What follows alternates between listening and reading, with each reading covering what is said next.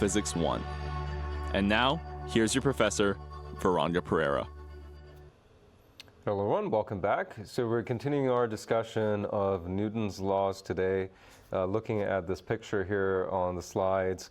I am showing you a picture from the current world record for skydiving from just over 130,000 feet up in the air.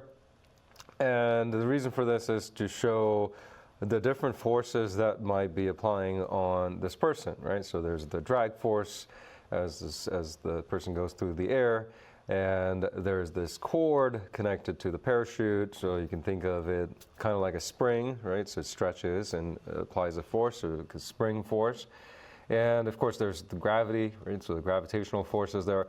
And the point of this is to start thinking about the cases where multiple forces would be applied to a certain object, but not just multiple forces, but also different types of forces, right? So forces that behave in different ways. The drag force behaves differently from the spring force, and we're going to take a look at all of this today, right? Including friction, right? So something that we've been putting aside for a while, and we'll talk about friction today, right? Okay, so let's take a look at this video of the actual dive, and then we'll carry on after that. And the main thing that I want to do here is to have a release and fall and stay completely stable. Everyone ready? Yes. All right. On my mark. 5, 4, 3, 2, 1.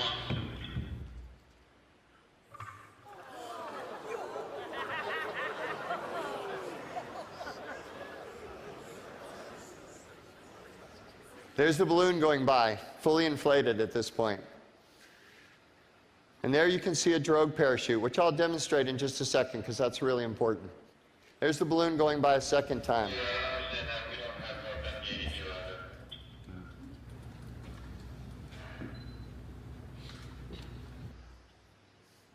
Right now I'm about at the speed of sound. There's nothing for me to tell it's the speed of sound. And very soon I'll actually be as fast as I ever get, 822 miles an hour.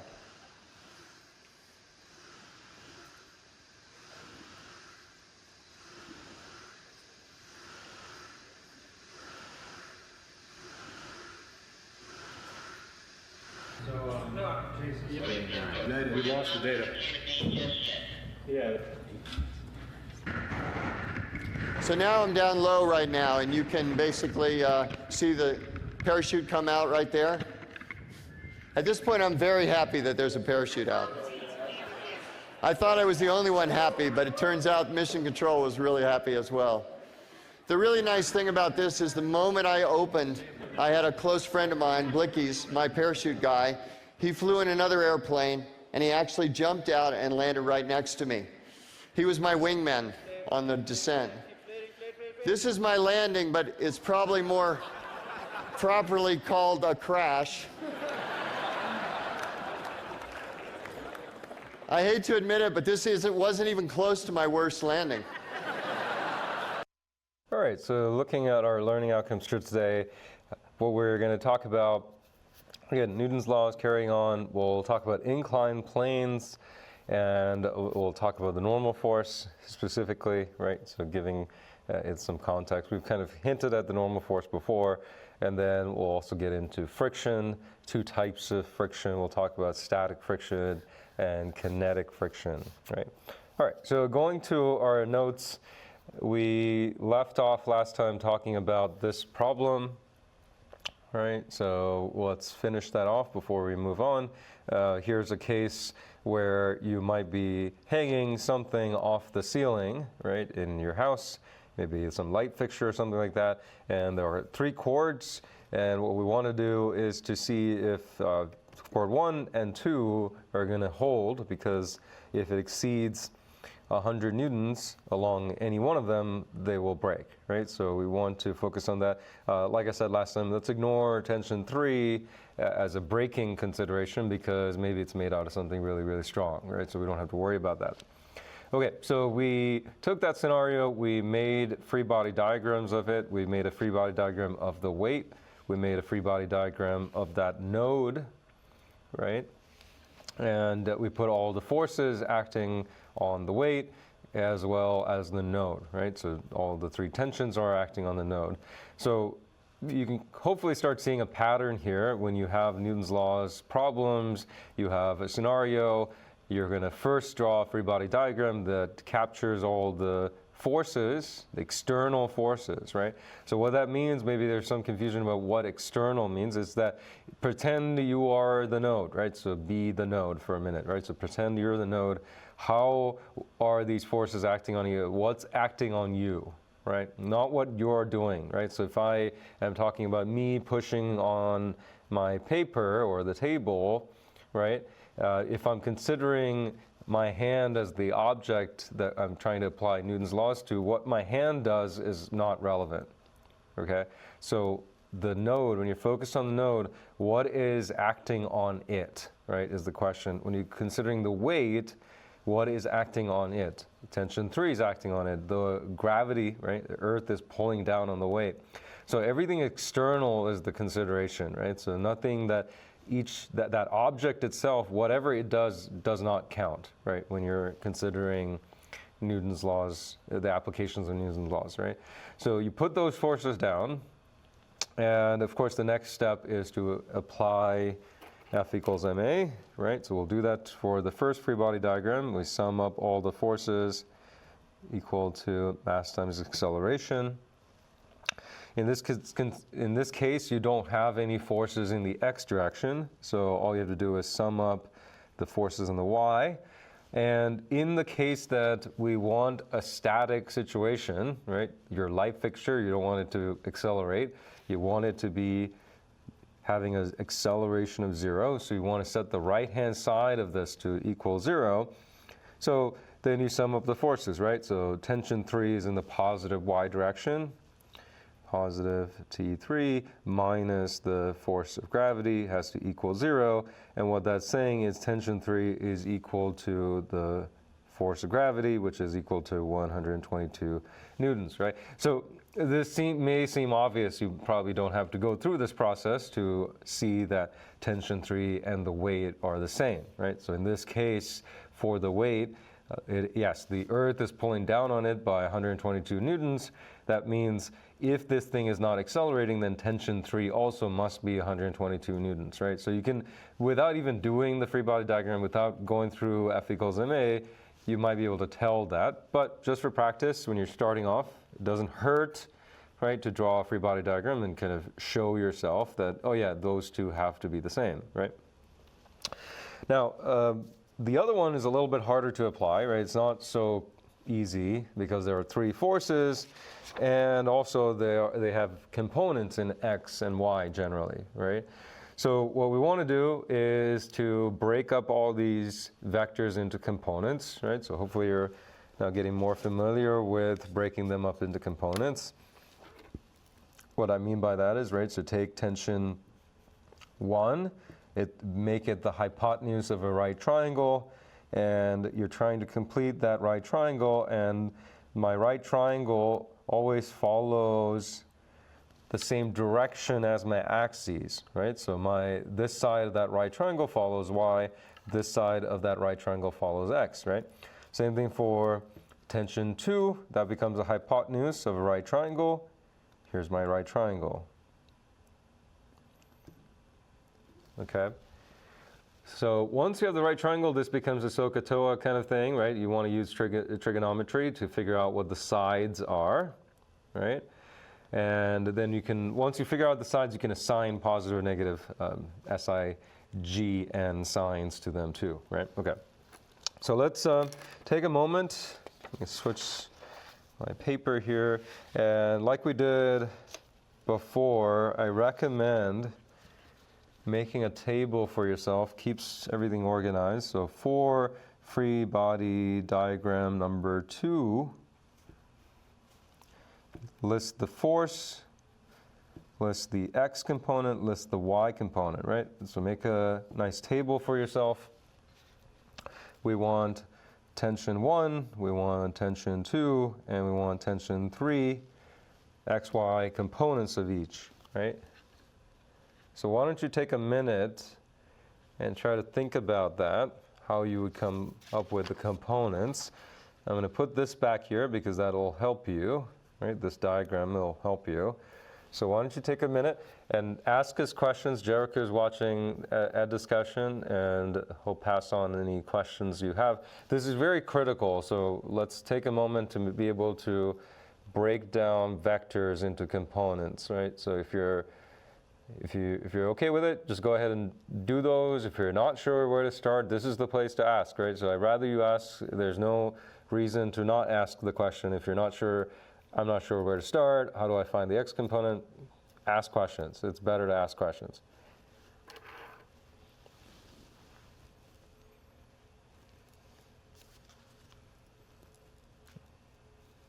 Okay, so I'm going to pause for a minute, have you work on this for a minute, and then we'll come back in a bit.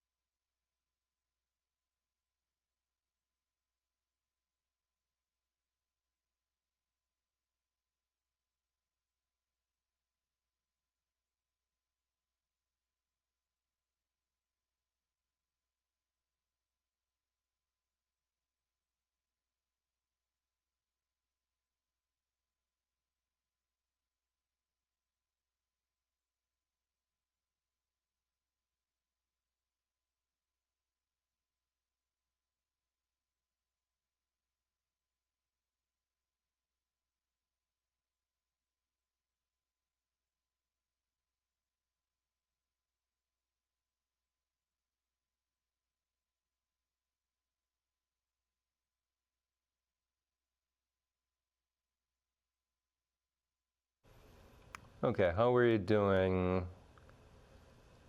Kind of got the breakdown.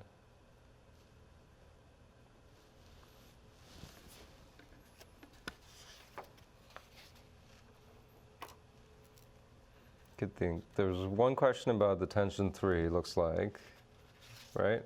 On both body On the the first free body diagram.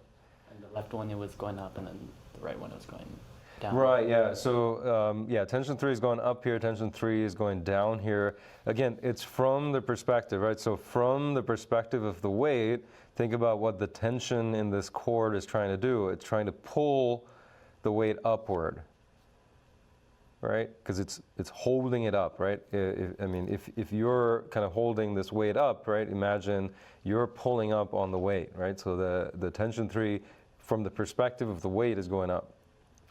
Now, from the perspective of the node, right, think about what the node is feeling.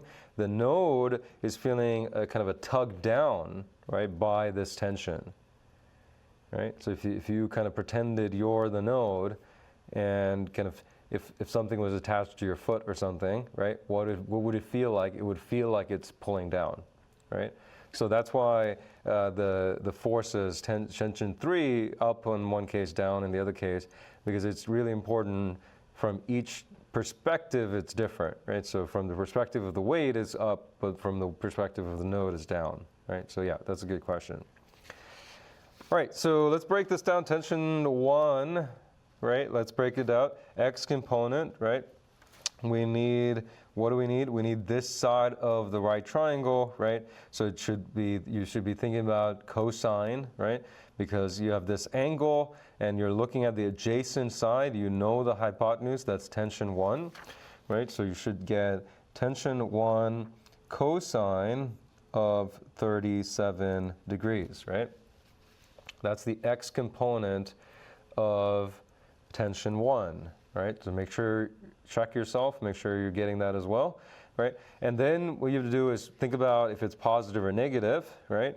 So when from the origin, right, to make up this vector tension 1, you have to travel in the negative direction in X and in the positive direction in Y, right? Because of that, we know this is a negative quantity, right?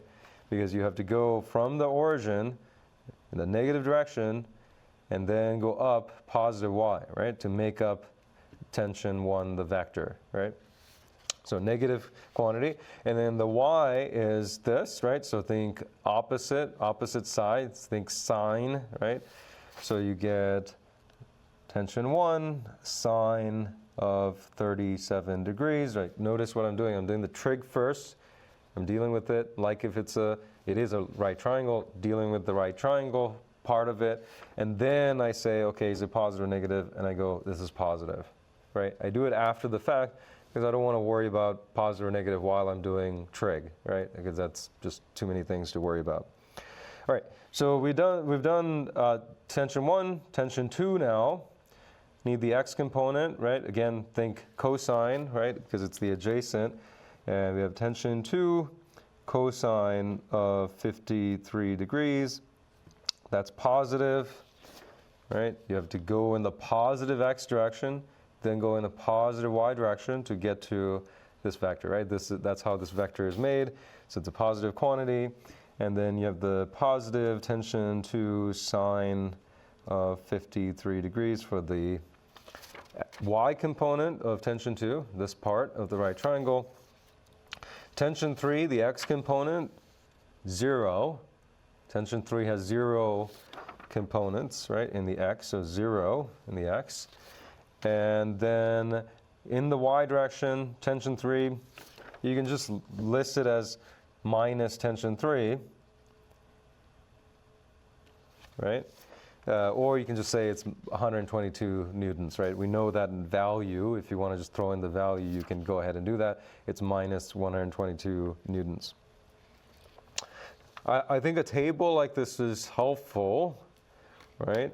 Because then when you are ready to apply F equals ma, the sum of the forces, when you say sum of the forces in the x direction should be equal to 0, we have a non-accelerating case, then all you have to do is come and just add all the components that's here, right? So you have minus tension 1 cosine of 37 degrees plus tension 2 cosine of 53 degrees, right? So I'm just coming down and adding all the x components.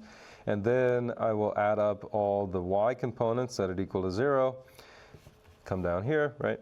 So you have tension 2 sine of 53 degrees plus tension 1 sine of 37 degrees. And just to avoid too many variables, I'm just going to write minus 122 newtons. You can just write tension 3 if you'd like, but we're just about ready to do the math, right? To put it into the calculator. So I can just go ahead and put that number.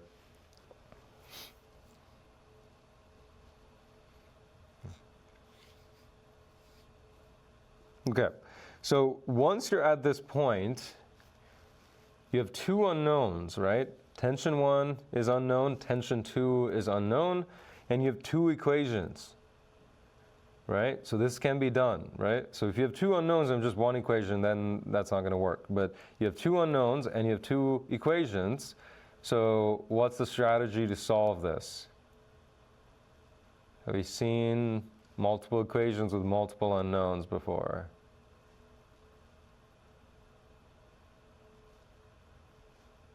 Maybe. Sort of seen it, maybe. What's a strategy to solve this? Throw it in at discussion. Some ideas about how to solve. If you have two equations like this, what do you do, right? If you just had one equation with one unknown, right? Let's say this was a number. Tension 2 I knew. Then all you have to do is do some algebra, isolate tension 1, and solve for tension 1, right? But if you have two equations that are two unknowns, what do we do?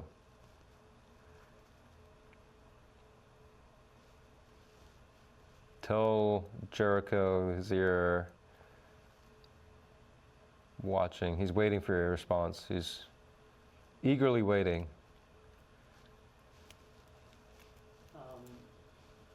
Set them equal to each other. Set them equal to each other, possibly, right? Because it's 0, you can set them equal to each other. Then what do you do, though? Right? Because think about what would happen if this is equal to this. You still have two unknowns and you have one equation now. right? So try that. Go ahead and try that. You can do that. What else could we do, maybe? We're getting substitution also. Substitution is one, right? So I can take this equation and say, okay, once I take this equation and move the negative term to the other side, I have tension 1 cosine of 37 degrees is equal to tension 2 cosine of 53 degrees, right? Then what I can do is divide by cosine of 37 from both sides, right? That leaves me tension 1 is equal to tension 2, and it's the ratio of two cosines, right? So once I've isolated tension 1, what I can do is grab this now and throw it into this equation, right? Now if I take all of this and put it into this equation, you have one equation with one unknown, and the unknown is tension 2. Is that clear? Right?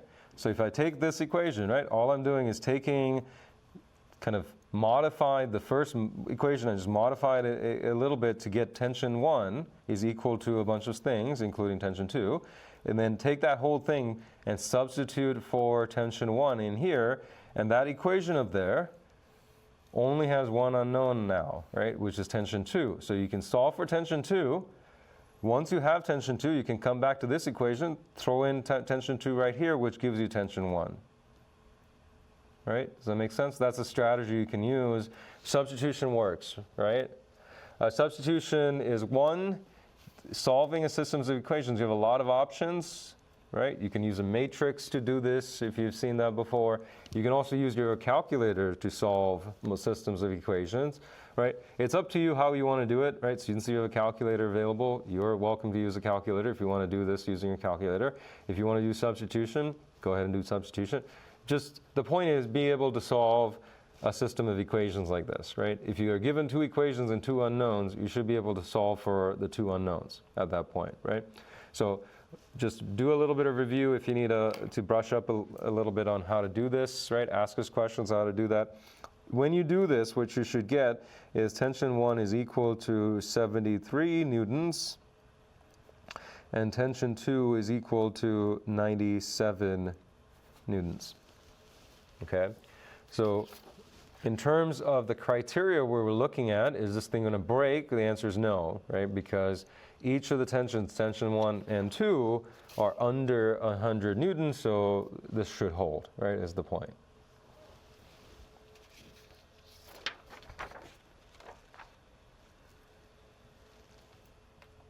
Are we doing okay? Ask us questions if something's not clear. Don't hesitate.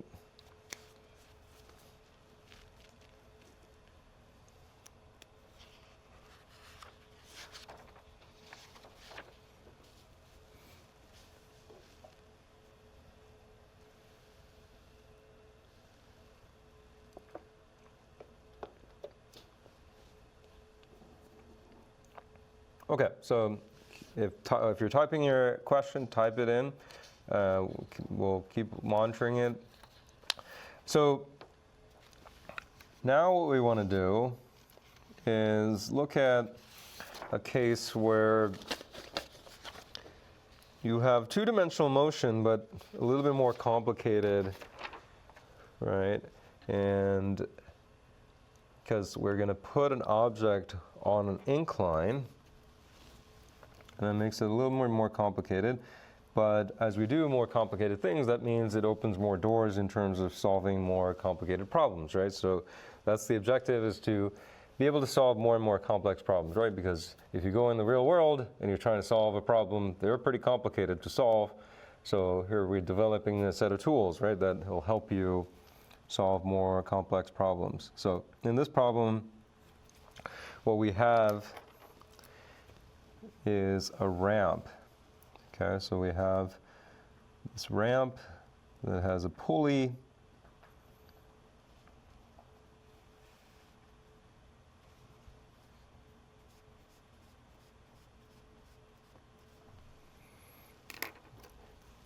And on this ramp is a block connected by a cord that goes around the pulley, and at the other end is a mass that's hanging off of it, okay? So this is M1, this is M2, okay? We're told that M2 is larger than M1, greater than M1, okay? And we're not gonna worry about friction. We're gonna ignore friction for a second. Still no friction. We'll put back friction later in the class, right? So we're gonna make it easier on ourselves. There's gonna be some angle here. Okay, we're not told what the angle is. And because we know M2 is greater than M1, you can kind of picture in your head what's going to happen, right? If you were to set this experiment up yourself, you get a ramp, you get a pulley, and you have these two masses, you can kind of imagine what's going to happen, right? What's going to happen is that M2 is going to drag the whole thing down, right? So the whole thing's going to slide downhill because M2 is more massive, right? So we expect this mass to accelerate upward.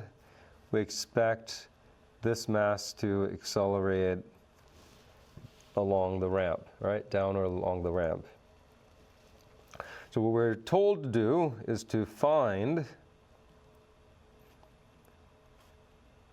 the magnitude of acceleration. Okay, we want to find this magnitude of the acceleration, right? So a little bit more complicated, right? Because this one's at an angle. We've dealt with situations where there are multiple masses, even ones that have multiple masses and accelerating, right? But this is a little bit more difficult because of the ramp, right? Where M2 is located. Still, the method that you know, right, is of applying Newton's laws, that still works, right? And you can see the pattern as we go along. You just still keep applying that set of processes, right? So the first thing is we draw a free body diagram, right? Or multiple free body diagrams. So let's do that, right? So take a moment to draw a free body diagram for yourself. First of M1. And then I'm going to draw that box or block at that angle, right? So M2, right? Just copying those over, right?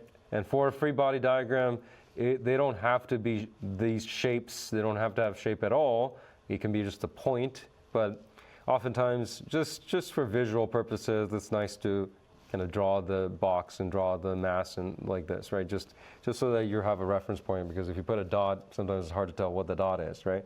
So there you go. So what do? Put the forces, all the forces that act on M1 on this diagram, put all the forces that act on M2 in this diagram, right? So once you've done that, post it on Ed Discussion, right? So we can see what you're doing so that all of us can see each other's free body diagrams. Don't be shy. We're all learning, right? So if your diagram is missing a force, great. This is a part of the learning process, right? So when you share it and you talk about it, you can see how everybody else is thinking about doing this and how people label things and all that. So you can kind of see, because otherwise you're just seeing my version of things, right? So there are sometimes different ways to do things differently. So then try this out yourself, post your screenshots of your free body diagrams on Ed Discussion. We can take a look. So go ahead and do that. I'm going to pause for about a minute and then we'll come back.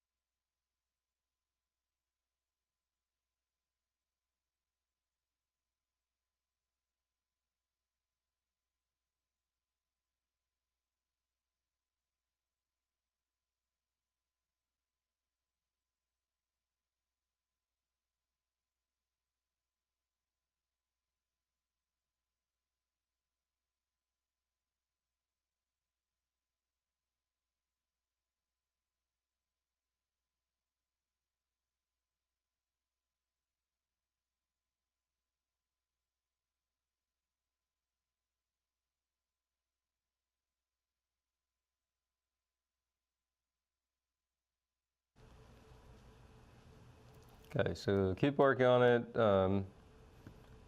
Putting your forces on there. Okay, so we don't have any yet. Don't be shy, just throw it on a discussion. We can take a look. That way it's also good feedback for us that this is also being communicated correctly so that you are actually learning this stuff, right? So let us know what your diagrams look like. Let's take a look. Who's the diagram by? Skylar has, yeah, so M1 has the forces, M2, good. Forces on M2, okay, good.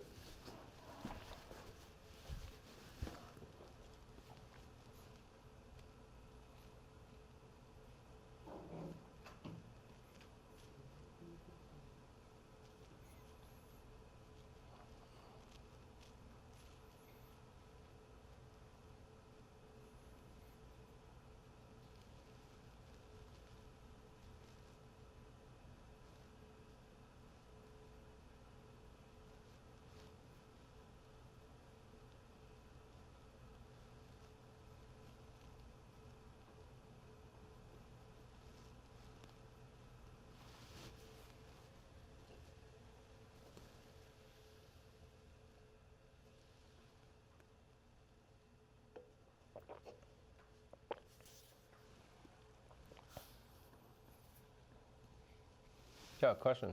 Isn't there like a no more force exerted from the ramp on M2? Yeah, so that's a good question. So that's a good question. So we want to be careful about the forces, right? So let's go ahead and start doing this, right? So M1, when we're considering an object and you're looking at this and trying to put all the forces, just before you do that, try to think about a coordinate system.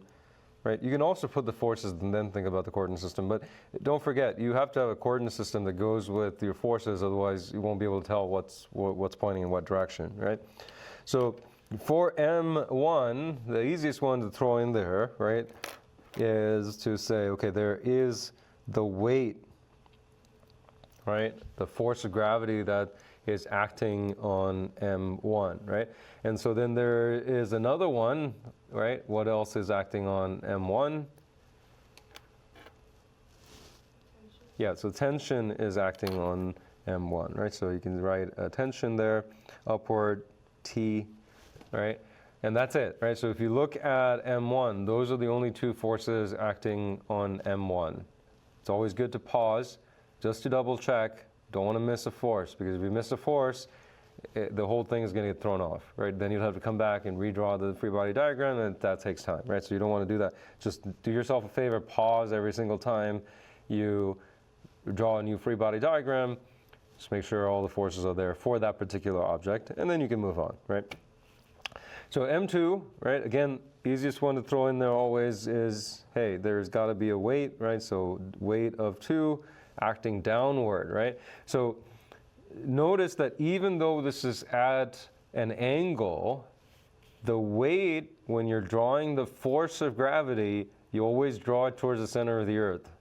Start at the center of the object and draw the vector towards the center of the earth, right? So that's straight down, okay? We will see why this is later when we talk about gravity, right? Why it has to be towards the center of the earth, right? So you can get a little bit more sense of that. And why the weight is not pointing at an angle like this, right? Why is the weight not going this way? It is not going that way. It's going straight down towards the center of the earth. And one way to think about it is also get rid of the ramp. What happens? Which way does this mass try to travel? It tries to travel straight down, right? It doesn't try to do this if you got rid of the ramp, right? So that's the direction of the weight. We have a tension, right? This tension's trying to pull up on M2. Stick to the same colors, right? So we have tension that way. So you have tension going like that. It's the same value, magnitude, in terms of the tension here and the tension here, right? Because if you have a cord and it's got a certain length, the tension, if you're pulling the cord, by two sides, the tension all along the cord, right? So if you have a cable of sorts, right, and you have a cable and you pull it, right, and you have a tension on it, then the tension everywhere along that cord has to be the same, right? Otherwise, it would sag or stretch or whatever, right? So if you're actually in tension like this, then the tension value should be the same throughout.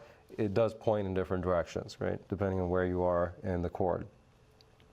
Right, so here's a moment where you want to pause, right? So if you got the weight down and you got the tension down, are we done, right? So then you had a question about the normal force, right? So that's a good one because you want to consider the normal force before you move on. Let's see, what color have I not used? Okay, there we are. So there is a normal force acting in that direction, okay? And that is the force that the surface is applying on M2. Okay, the surface, the ramp itself is applying a force on M2. Now, this normal force, we should talk about what the normal force is, right? Let's pause this and let's say I'm going to put a paper clip, right, onto the surface right here, right? Now, when I place the paper clip, of course, there's the force of gravity, right? That's what pulls it down, right? So there's clearly a force of gravity acting on the paper clip, and that's downward, right? But there has to be a force upward, right? Currently, at this moment, there has to be a force pointing right at you, because if it wasn't there, then this thing would still keep going towards the center of the earth, right? So the surface itself is producing a force, right? And if you push, I mean, it doesn't have to be a paperclip. If you push on your table will push you back, right? There is some resistance where the surface itself is pushing, right? And that's what we mean by the normal force, okay? It is called a normal force, not normal like typical, right? Not that definition of normal. But if you go in the dictionary and look at like the 5th definition of normal, one of the definitions of normal is 90 degrees. Okay, so from kind of, if you say this is 0, this is 90 degrees, right? So pointing straight up at you, this angle right here between where the pen is pointing and the surface is 90 degrees. And it's called a normal force because it's 90 degrees to the surface, always. Okay, so that's why it's called a normal force. So if you go to your wall in your room or wherever you are, go to a wall, and if you push against the wall, the normal force isn't pointing this way, it's pointing kind of horizontally towards you, right?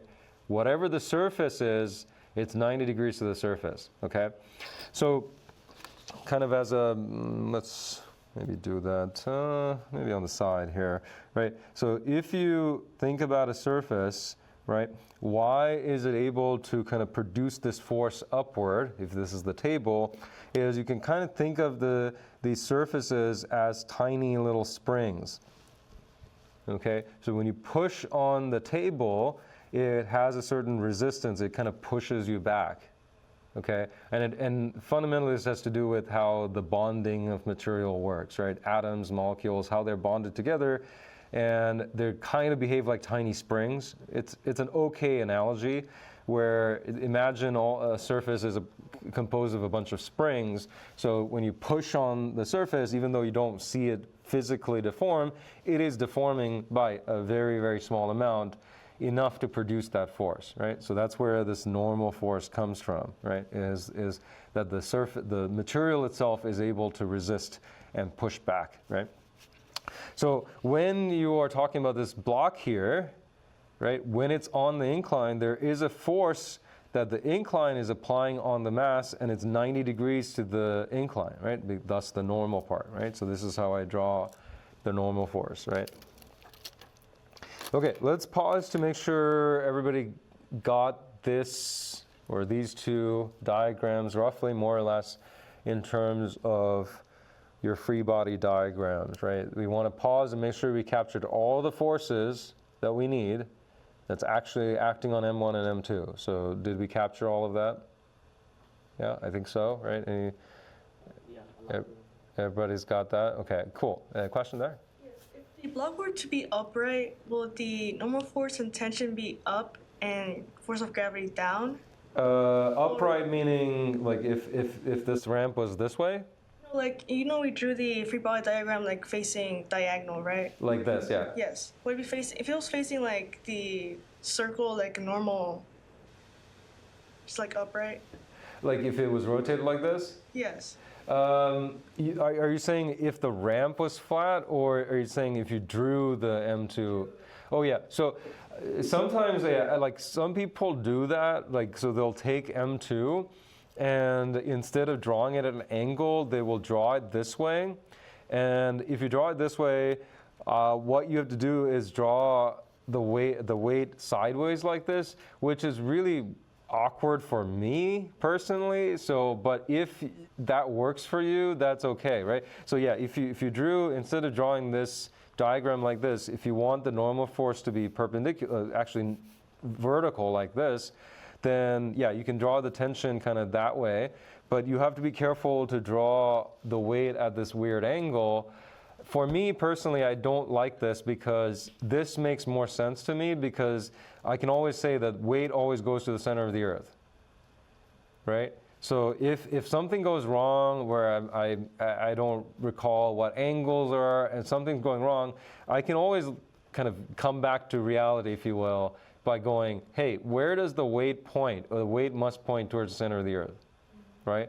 So if I do it this way, that's kind of my anchoring point, right? The other ones, I'm like, okay, the normal force should be 90 degrees. So I can kind of figure the rest out, but I don't want this to be like this, because then that's not, I mean, the center of the earth is kind of sideways, and that just confuses me, right? Just personally. But again, if you're more comfortable doing it kind of that way, then go ahead, right? I just kind of, like I think I've mentioned before, when I see a problem, I'm trying to transfer information in kind of the least modified manner, so that I'm kind of carrying information very slowly throughout the problem-solving process, because I don't want to modify things too much, because I don't know, I might forget, right, and whatever that. So yeah, my personal preference is just to keep the orientation of something that's at an incline at that angle when I'm drawing the free body diagram. But that's a good question. All right, so one of the things we have to do now is we have to have a coordinate system, right? So we used our standard XY coordinate system for M1. We can do that same thing for M2, okay? You're perfectly fine using your standard coordinate system. However, I'm going to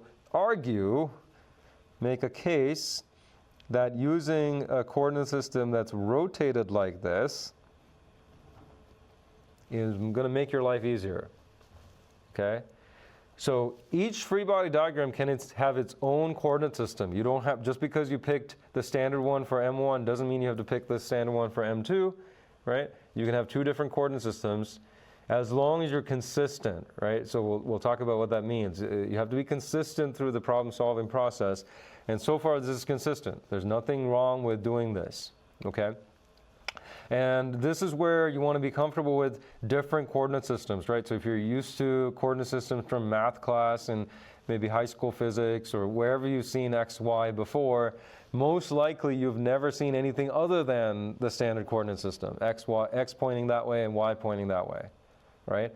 But what we're going to do now more and more is, hey, X could point slightly downward, right, and to the right. And so your standard coordinate system can be just slightly rotated like this, okay? Now, why go through this hassle, right? You might say, why bother making life harder? But it's actually going to make life easier for you, right? Because if you didn't use this coordinate system, right, we have three forces. And we know already you have to break up these vectors into component parts. You have to have an X part and Y part, right? Now, if you use the standard coordinate system, tension T here has a X component and a Y component. The normal force has an X component and a Y component. The weight has, okay, just a Y component, right? So of the three forces, two of them you have to do SOHCAHTOA to, right? There's no option. You have to do SOHCAHTOA, break up the right triangles into components, right? You have to do that. which is fine. You know how to do that now, so that's not a big deal. However, when you're trying to solve a problem, you want to generally do it the fastest and shortest way possible, right? So if you rotate the coordinate system, now look at the advantage of this. The normal force is only in the y prime direction. The tension is only in the x prime direction. Well, negative, of course, but in the same dimension, right? So x prime, right? Tension is only there. So you don't have to break it up into component parts because it only has one part. The only force you have to break up into components is now the weight, right? It's the only one that has an x and a y part to it now, right? So you do SOHCAHTOA once instead of twice, right? So hopefully you're seeing the advantage of rotating this, right? Because if you have to do SOHCAHTOA, hey, better to do it once than twice, right? But if you want to do it with a standard coordinate system, it still works. So nothing's wrong with that, right? It's just that when you're solving problems, try to find little advantages, right? Little tricks that speed up the process. And this is one of those tricks, is that if you have a case where you have multiple forces, pause and think about the fact that, hey, if I use a standard coordinate system, how many times do I have to break this down? Twice. Okay, what if I use a rotated coordinate system? Once. Okay, that's what I'm going to go with, right? I'm going to go with one that is rotated. Okay, so that does mean, though, we have to break up the weight, right, into component parts. No big deal. You know how to do that, right? This is the hypotenuse of the right triangle, always. If you're looking at a vector, the vector itself is the hypotenuse of a right triangle. Okay? Now the trick is, what is the right triangle? Always, when you're drawing the right triangle to break up the components, you follow the axes. Okay? You start at one end of the vector, doesn't matter which, but follow the axes. So let me start at this, the starting point of that vector, and I'm going to draw the right triangle along my y prime axis. Right? Then I'm going to come along my x prime axis, which is this way, right? And this becomes my right triangle. You see that?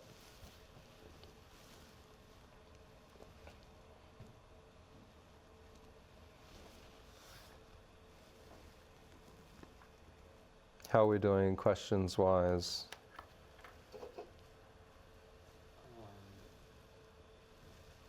I think before you were drawing that out, people were confused about why the block wasn't accelerating, if the tension wasn't counteracting anything. But I think it was cleared up with, hopefully with the components, and Okay. it seems that that was, and I think there's some normal force questions about, someone was confused about just normal force in general, of whether it is the ramp applying the force or the block on the ramp. It's yeah. So the normal force, right, is force produced by a surface. That's a key idea. If you see a normal force, it's not produced by anything other than there has to be a surface, right? Some surface is pushing on an object is the normal force, right?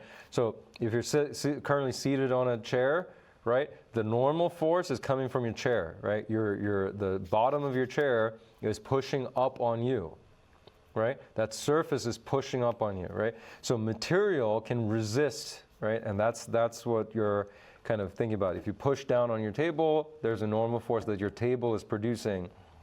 So yes, in this case, M2, what is producing this normal force is the surface. The ramp itself is pushing kind of at an angle, right, at 90 degrees at M2.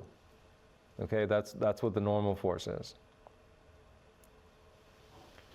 Okay, so we are now breaking up these vectors, right? So keep the questions coming. So we're breaking up these vectors, and so only one we have to break up is the weight, right? So this is our right triangle. We need an angle, right? If we're going to talk about sines and cosines, we need to know the angle. So let's try to figure out what this angle is. Okay, we're told that this angle is theta up here, right? This is theta. We don't know what this is. We had to figure that out using a little trig. Okay, so here's a little trick. This is not a proof. If you want the proof, you can look up the proof of this, mathematical proof. But it's not really important about the proof. The idea here is to identify as quickly as possible what this angle is, right? When you're trying to solve a problem. If you're given this angle, you can figure out what this angle is, okay? Turns out the short answer, it's the same, okay? How do I know this angle is the same as this angle, okay? What you want to do is kind of show something for yourself. If you can show this for yourself, then you can guaranteed move on very quickly that this angle and this angle are the same, okay? What you have to do, the first thing is come to this point, come to this angle, and look at the lines that make up this angle, right? Do you see those two lines? Right? Now focus on those two lines. This is going to be really critical, right? So there's this line. I'm going to use my blue pen here, and then the pink pen I'm going to use for this line, right? Two lines that make up that angle, right? Everybody clear on that? Now this angle, right, is also made up by two lines, right? There are two lines that make up this angle, right? You see that, right? Okay, what I want to do is come over here, right? This line, focus on that. If you can see that one of these two lines that make up this angle is perpendicular to this, right? So let's see if that's true. This is one of the lines that make up this angle. Come down here, is either this line or this line perpendicular to the one at the top? Is one of them perpendicular, 90 degrees to them? Either this one or this one, right? So the lines that make up this angle, is there one that's actually perpendicular to this line?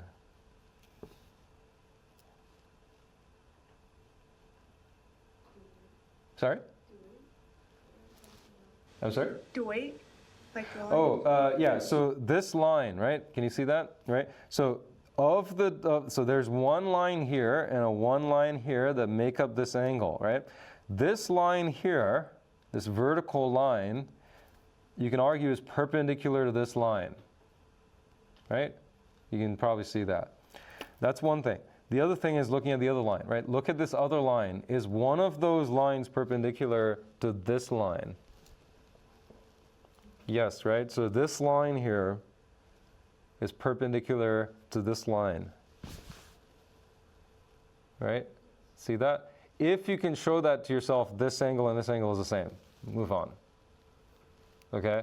It's not a proof. The proof is a little bit more involved, and you don't want to prove this to yourself every single time you have to do a ramp problem, right? So this is the trick I know this is how I was taught to get to this angle as quickly as possible. So what I'm doing is just justifying for myself. I come to this angle and say these two lines make up this angle, and all I want to show is if both of these are, each one of them at a time is perpendicular to these two that make up the new angle.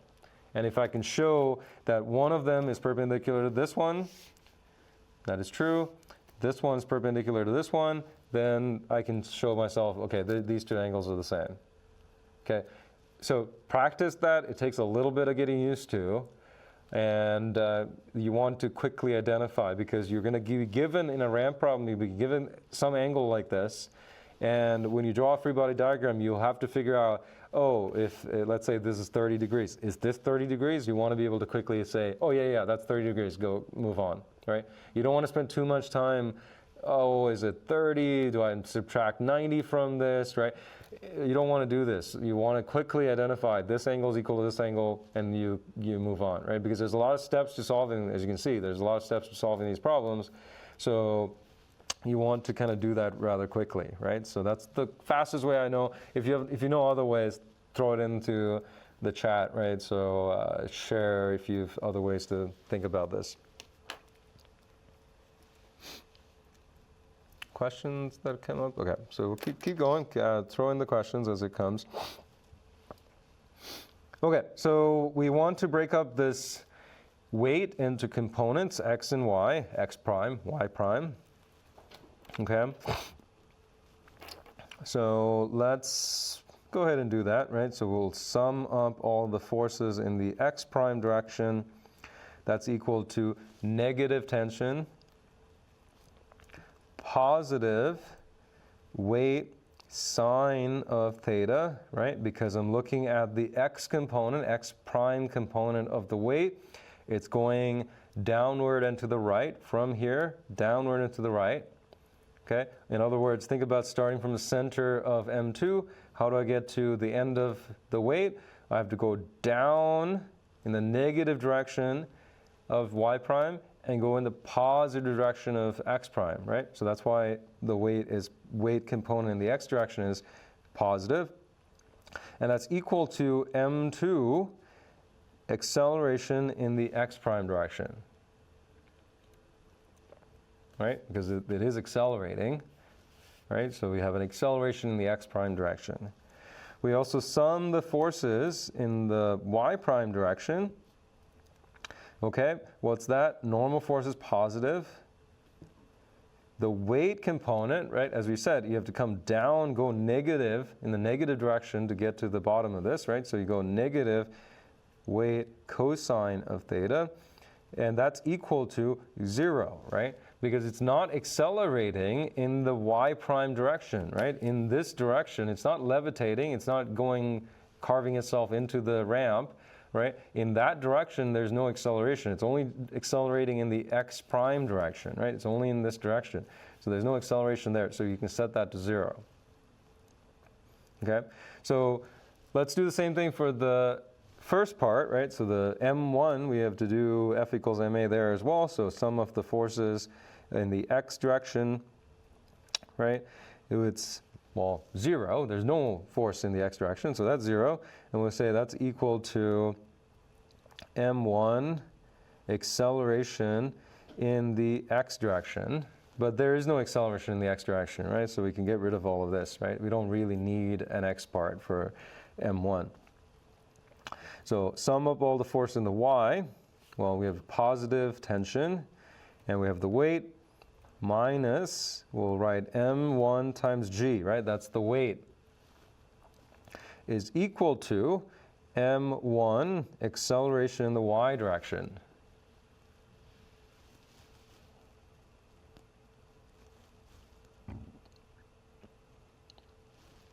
Okay, so one thing to notice is that once you've now put in the signs, S-I-G-N signs, positive and negative signs, now this is algebra. These are all magnitudes at this point, right? Because now there's no need to worry about what's positive and what's negative. It's already, that information is already in the equations, okay? So now what you're looking at is when you look at this and you look at this, these are magnitudes, these are numbers, right? So when you look at this, the acceleration in the x prime direction and acceleration in the y direction, what can you say about that, right? And we can say that the acceleration in the x prime direction is equal to the acceleration in the y direction, and that we can just call it a, right? In terms of the magnitude, they have to be the same, right? Because we're looking at this diagram here, if this m1 is accelerating in such a way, let's say 1 meter per second squared, then m2 must also be accelerating at 1 meter per second squared, because if it wasn't, then this cord would either stretch, break, right? Something would happen to the cord. It's not going to be this nice cord in a certain tension, right? If it has a certain tension, they have to move together, right? Because if they're moving at different accelerations, the cord will break or it sags, right? Because if this is going slower in terms of acceleration, this is accelerating really fast, then it would sag. So that's not what's happening. They're moving together, right? Because if you want to see this, do this here as an experiment, right? Set this up and you can see they will move together. They'll accelerate together. The direction of acceleration is different, of course, right? But the magnitudes are the same. So once you do the algebra, right, the vector part is done. Because when you've done your free body diagrams, you've very, very carefully said this is in the x prime direction, this is in the y direction. You've told the equations the directions, right? That information is now done. Now this is just algebra, right? So now you can kind of relax the kind of paying attention to direction so much, right? Now it's an algebra problem. So just to simplify our lives, we don't have to call it two different things. It's just A, right? So let's set this up, right? So what does that mean? Solving this, you get tension is equal to m1 times acceleration plus m1 times g. just solving this equation, right? And what we can do is pull up one of the other equations, right? So with one up here, we can write that tension is equal to the weight sine of theta minus m2 times acceleration, just solving for that equation right there. And the weight here in this particular case is weight 2, right? So we can say m2 times g, right? We can substitute for that there, right? And now what you can do is set these equal to each other, right? The tensions are the same, right? So you can go ahead and set the two tensions equal to each other. That means you can solve for the acceleration.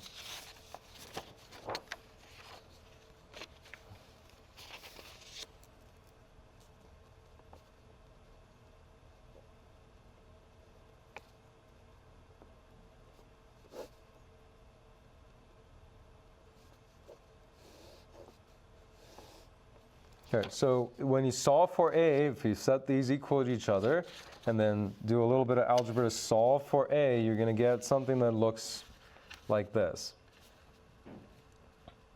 Okay, so that tells you the acceleration of these blocks.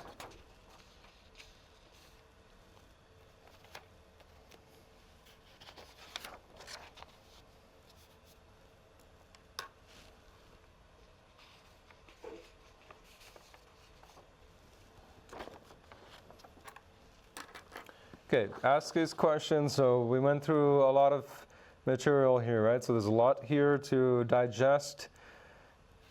We are making these problems more sophisticated, right? So now you're able to solve more and more complex problems. Ask us questions here, right? If something's not clear. But hopefully you're seeing a pattern. You see the problem, you draw free body diagrams, maybe one, maybe two, right? Put all the forces external to those objects individually. Make sure you're watching for the coordinate system. Sometimes you make a rotated coordinate system to make your life easier, right? Then you apply F equals ma to that first free body diagram, F equals ma to the second free body diagram, right? When I say F equals ma, I'm really talking about multiple equations, right? Depending on how many dimensions you have. So in this case, 2x and y. In this case, 2x and y. Well, x is not really there, but okay, let's just say 1, right? So it's just one dimension here, right? So I did the f of x just so you see it, but you can skip that part because there's nothing going on in the x direction there, right? So you write out the equations, right? Once you have a system of equations, now it's algebra, right? So now it's solve for A, solve for tension, whatever the problem is talking about, you can go ahead and solve for whatever they're asking, right? Practice this part, right?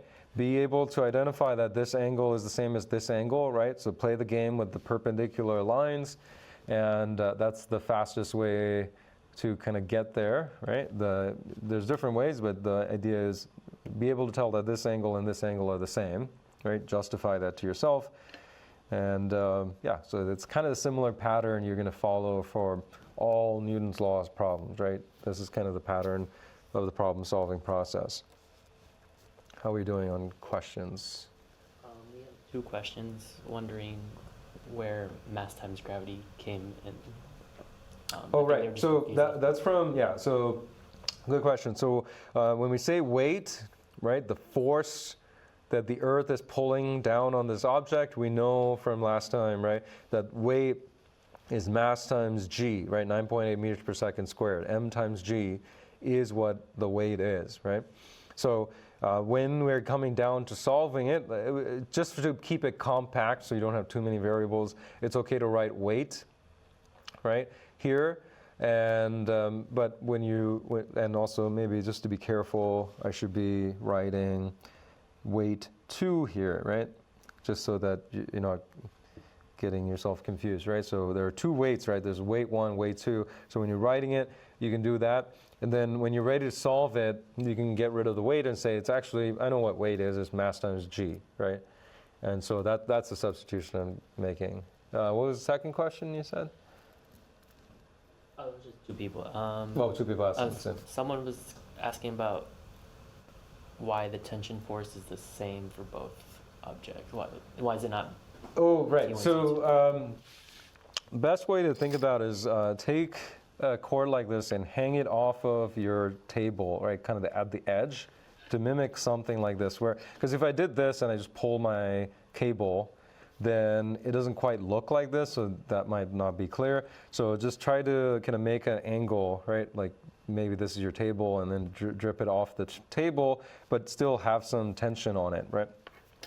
So when you do that, you'll realize that the tension all along that cord, right, should be the same value. It points in different directions, of course, right? We'll get to that. But the same value, right? Because if it didn't, right, what would happen is if it wasn't the same, let's say there was a little bit more tension here, then it would kind of try to move that way, right? So if you're trying to keep something in tension, then the tension everywhere along this cord should be the same, okay? So the direction is of course different, because from the perspective of M1, this cord is trying to pull M1 up, right? Thus it accelerates upward. From the perspective of M2, the tension's trying to slow it down, right? The tension's actually making it slow down, because imagine what would happen to M2 if you cut the cord. It would just kind of slide down much easier, right? Because then the only force in the x prime direction would be the component, the weight that's pointing in that direction, right? So it would make its life easier to come down the ramp if you just got rid of the tension, right? The tension is actually stopping it, right? Kind of hindering its process. It's not the other way around, right? The tension is not pushing it down, right? Because what is your other option here is that, oh, maybe the tension is actually this way, but that doesn't make sense, right? Because a cord like this can't push, right? So if you have a cord, it can only pull, right? Because if you try to compress, it doesn't have any strength that way, right?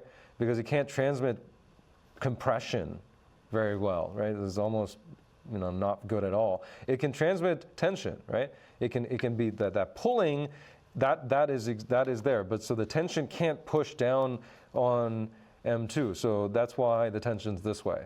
Okay, tension's a little, that's a little strange, because it takes a little getting used to, right? It's not as clear as, say, the weight, because all you have to do with weight is say, where's the center of the earth, and point it that way, and you're done, right? So tension, you have to think about it a little bit more, but my recommendation is kind of make yourself part of that material for a moment, right? So think of yourself being attached to the cord there. What would you feel, right? And try to kind of physically justify that, and you should get some intuition out of which way the tension goes, right? Or better yet, just grab a cord and pull on it, push on it. Well, try to push on it, but it doesn't really do well under pushing, right? Okay, keep coming with the questions. What we're going to do is switch over and talk a little bit about friction. So to do that, to motivate what we're going to talk about, let's look at this demo video. Then we'll come and do some Instapolls after that, and then we'll get into kind of the math behind friction, right? So let's start with the video and then go from there.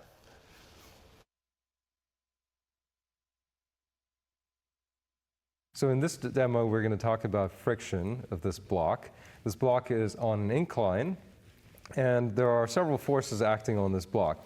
There's its weight, so force of gravity is straight down towards the floor, and there is a normal force, the force that the surface acts on this block. So that normal force is upward at a slight incline, just as the surface is inclined. So that normal force isn't perfectly vertical, it's slightly at an angle. And the other force that this block is experiencing is the force of friction that's preventing it from sliding. So as I mentioned, this incline is at a particular angle, and in a moment I'm going to increase that angle, and you can see what happens to this block. So let's start where we were and slowly increase the angle.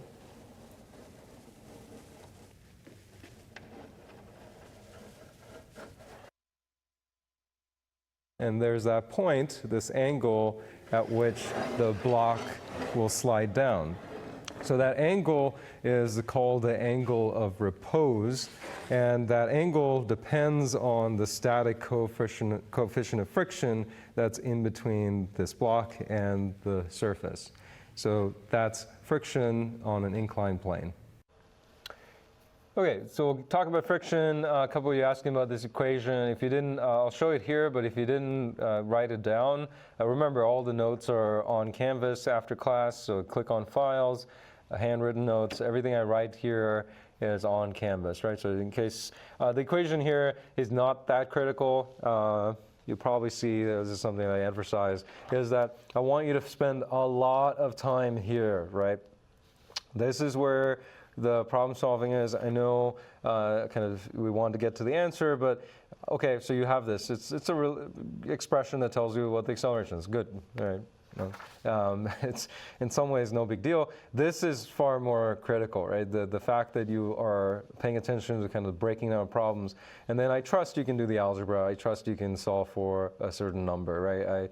I think that everybody can do that. So I tend to not emphasize as much the end result necessarily, because that's maybe 10% of everything, right, that we're trying to do. Is 90%, right? The vast majority of the time and effort should be on the process and the thinking, the kind of the logical processing through the problem itself, right? Applying the relevant physics, that's really important. Anyway, so this is going to be on Canvas in a minute.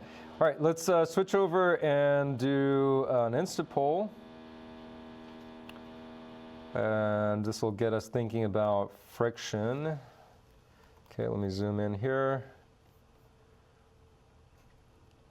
All right, think about this. Take about a minute and a half.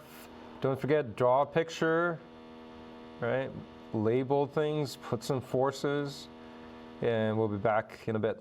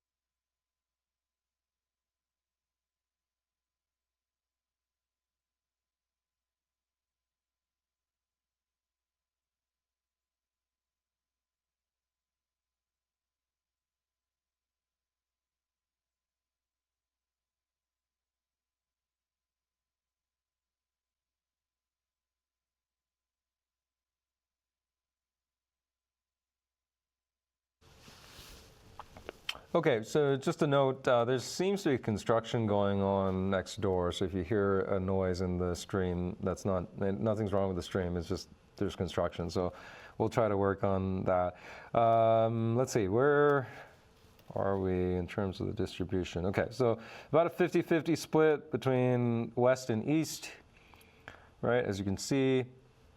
So you want to think about this. Hopefully you're drawing a diagram, thinking about which way this goes. So let's switch to our notes here and draw ourselves a picture.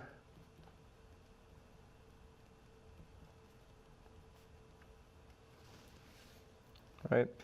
So we have a crate on the center of a flatbed truck. So one of the big things we want to draw is that bed of the truck. And then we can put the crate right in the middle. That's our crate, right? And then, yeah, the bed of the truck is here, right? So that we're drawing that. Okay, so there's a crate located at the center of a flatbed truck.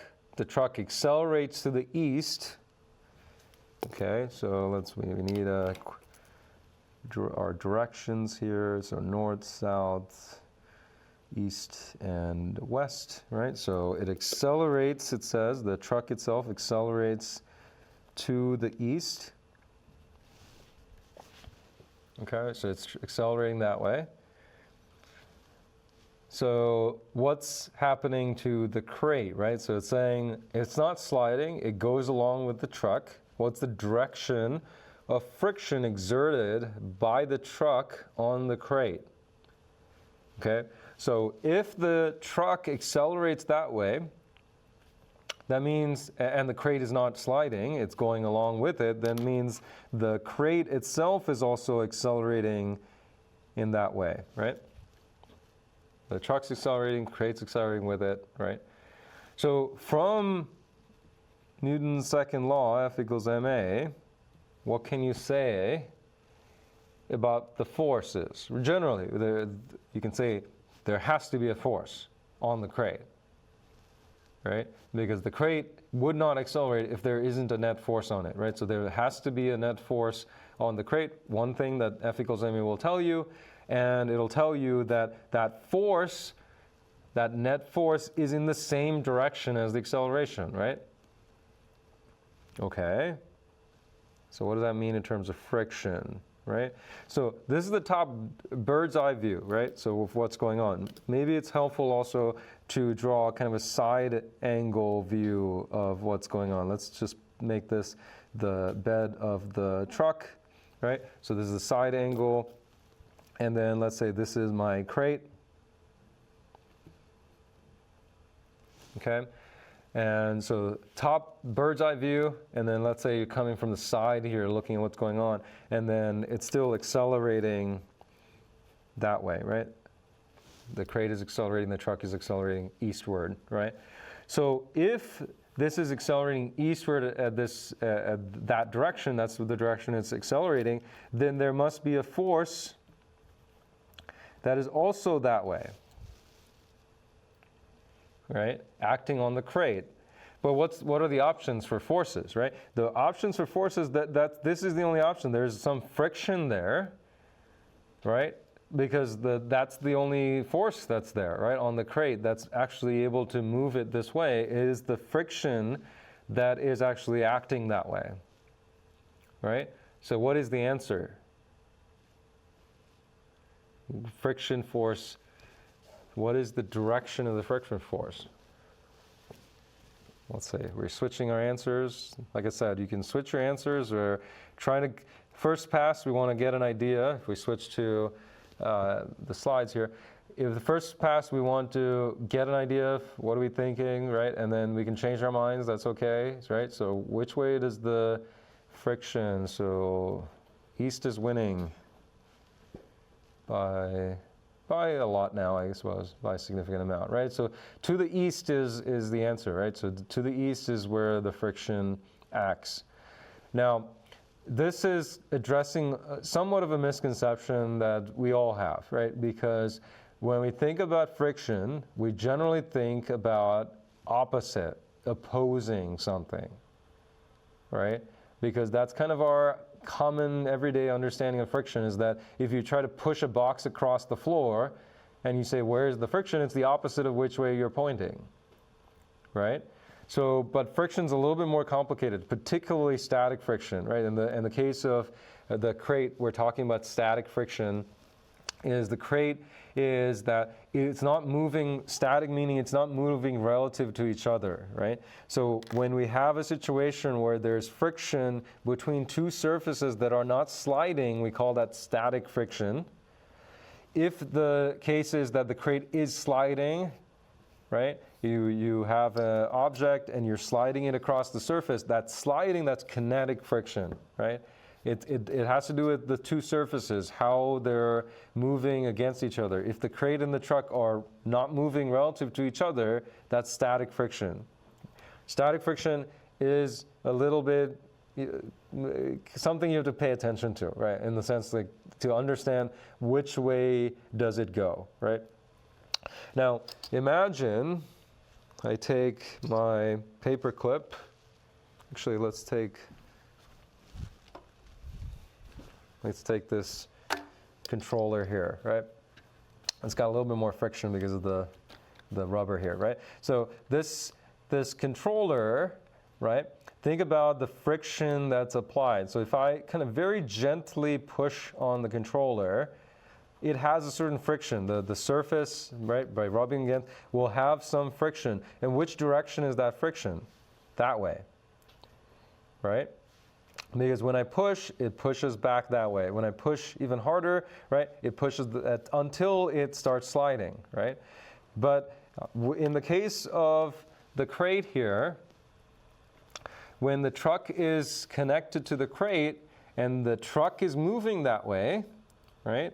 When the truck tries to drag the crate along, right, then the friction, that friction, the fact that it does not slide means that the friction kind of acts in that same direction as well, right? So the friction is what keeps the crate going along that direction. Another thing you can do with static friction is think about what would happen if you turned off static friction. Right? You just wave a magic wand and turn it off. What would happen? If you magically turn off static friction, then as the truck accelerates that way, the crate should not go anywhere, right? It should stay put, right? Because if there's no force on it, right, it should just not accelerate. So then as the truck accelerates east, the crate should just stay there and it'll fall off the bed and just kind of lay on the ground, right? So the fact that the crate is able to accelerate in the eastward direction means there's a force, and that force has to be that way, right? That's where static friction is a little bit kind of strange, right? It's not always opposite. You don't want to kind of associate, oh, it's opposite always. Think about what's exactly happening, and if you're not sure, my recommendation is to just momentarily just pretend the static friction is turned off. What would it do? And that would help you kind of figure out, oh yeah, it has to be this way. Because if I turn it off magically, then it would do this. So then it must be in this direction, right? So that's kind of the way to kind of reason through that. Questions about that? It addresses a common misconception, right? Is that friction's always kind of opposite, kind of and so when you think about the truck moving in a certain direction, you kind of jump to that conclusion. Oh, it's got to be the opposite of that. And so you don't want to do that and jump to that conclusion. And sometimes static friction is kind of opposite of what you're thinking, right? If you're pushing a box across the floor, it is opposite in that sense. But it's not always in the kind of the sense, the direction you're thinking about, right? So you want to be a little careful with that.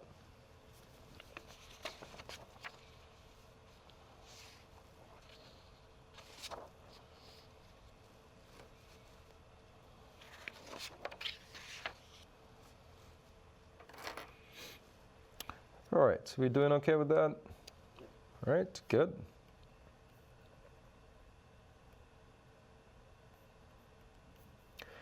Let's stay on our notes here. We're going to do an incline problem that involves friction. And this is going back to our demo video where you had that block sliding down the incline at a certain angle. It starts sliding down, right? So this allows you to understand what's going on there. So we're going to do a problem where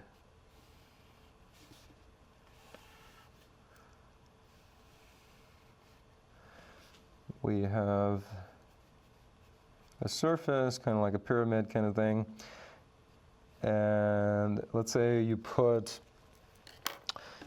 a small object onto this incline. Okay.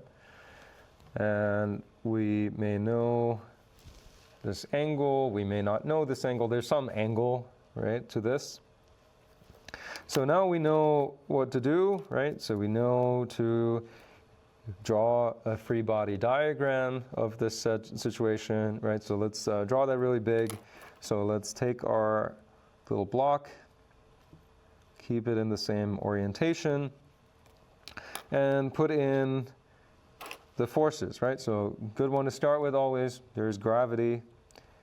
force of gravity, the weight is going straight down towards the center of the Earth. There's a normal force, right? The surface itself is pushing. So we'll say there's a normal force. Okay. Now we're going to introduce friction, right? So if this block is just sitting here, right, and it's not falling, let's say it's not falling, then there is friction, right? Because if there was no friction, it's at an angle like this, it will slide down, right? Imagine this is made out of ice or something. You have a block of ice on a ramp made out of ice, and you just put the block of ice there, it's just going to slide down, right? So if you have a case where this is kind of a wooden incline or something, and then there's a wooden block, right, and there's some friction, you have to think about which way is the friction pointing, right? Now, if it's not sliding, that's static friction, okay? Okay, then static friction, how do I know if it's going this way, or how do I know it's going this way, right? It's got to be in one of those two directions, right? It's certainly friction's not going that way, right? It's along the surface somewhere, so either friction's going this way, or friction's going this way.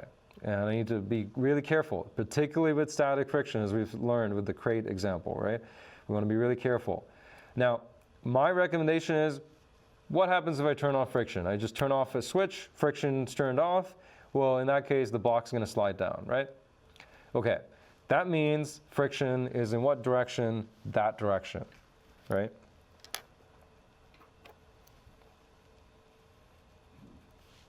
So the force of friction is in the upward direction. How do I know this? Because if I turn this off, I know how it would behave. It would behave like it's sliding down the incline. So to stop it from going down the hill, there must be a force in the opposite direction, right? So that's how I kind of tell. Static friction, I kind of mentally turn it off in my head, and that helps me figure out, oh, yeah, if I turn it off, it would do this, and therefore it must be in this direction, right? Now again, for this problem, think about what kind of coordinate system do you want to use, right?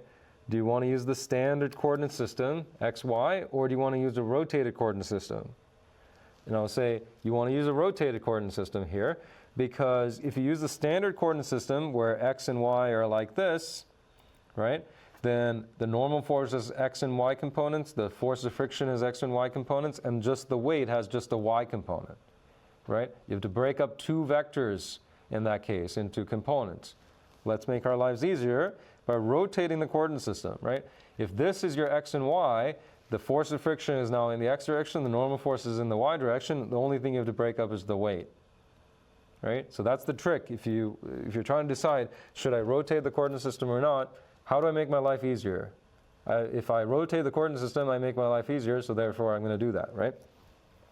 Okay, so rotated coordinate system, this is my x prime, y prime. You don't have to call it x prime, y prime. You can just call it x and y if you want. I just call it sometimes x prime and y prime just to distinguish the fact that it's different from kind of what you're used to. And okay, now what do we have to do? We have to break up this vector, right? The weight, it needs to be broken up into component parts. This is the hypotenuse, right, of a right triangle. I come along the y-axis. I go along the x-axis to form my right triangle. Okay, that helps me break up the components, right?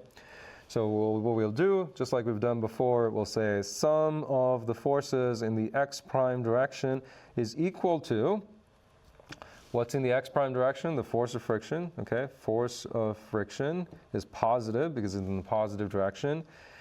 Then the weight, positive or negative, well, from the center here, I have to go in the negative y direction and the negative x direction, right? So therefore, both are negative. So the negative weight sine of theta is equal to 0, right? We want the case, we're looking for the case where this thing is not accelerating. It's just staying put, right? But it's not accelerating. So we want to set F equals ma equal to 0. Also, this angle, right? So again, same deal with the angle. This theta and this angle is also theta. Okay? How do I know that? This line, right, is perpendicular to this line. This line, right, is perpendicular to this line, right? So once I identify that the two lines are perpendicular to each other, I know, okay, that angle is the same as the other one, okay? So we'll stop here. We're at the end of the class here at 10:30. So what we're going to do is pause here. We'll continue on Monday, finishing this off, right? So keep asking us questions. We're available during drop-in hours, so please come talk to us if you have questions about the homework, getting ready for the exam on Tuesday. On Monday, we'll finish off a little, some of this stuff, or Newton's laws. We'll briefly talk about gravity, but gravity is not going to be on the midterm, but we'll talk about it on Monday, and then bring questions about the midterm, right? So if we have questions, things that are commonly confused, things that are not clear, towards the end of class on Monday, we can talk about it. So getting ourselves ready for Tuesday for the exam. All right, we'll stop here. We'll pick it back up on Monday.